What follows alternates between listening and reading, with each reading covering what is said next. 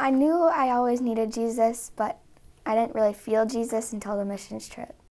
There was like a foot washing that the leaders did to the kids because they wanted to be servants like Jesus was. And the moment my leader, Callie, prayed over me, I kind of just automatically felt Jesus like I've never felt him before. I knew that if you declare with your mouth and believe in your heart, you will be saved. And I already believe in my heart, so I decided it's time to declare with my mouth.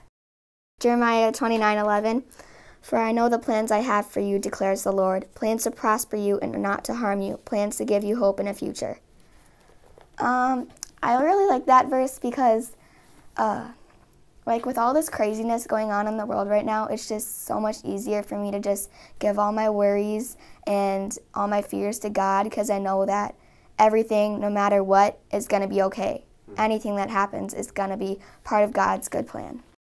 Parents were divorced when I was at the age of 2 or 3, and I believe that it sort of was hard on me for most of my life.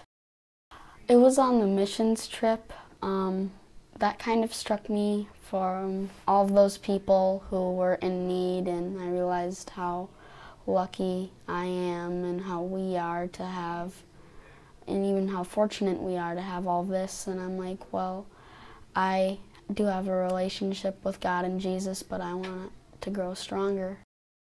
When you get baptized, you fully commit your life to God, and you need to follow in the footsteps of Him because He's the most important thing that will ever be involved with you. Junior high, I was really struggling just with life in general. I've had a lot of medical issues my entire life. And one of my friends kind of like forced me to go to church with her. And I was really not having it at first. Like I don't want to be here. But she wouldn't take no for an answer. And now I realize that that's a good thing. And as I kind of found myself as a person, I found Christ at the same time. I was baptized Catholic actually when I was a baby. And I mean, I grew up with religion, but my family wasn't super religious. So I never really had that like connection. You know, I was baptized, but nothing really in between.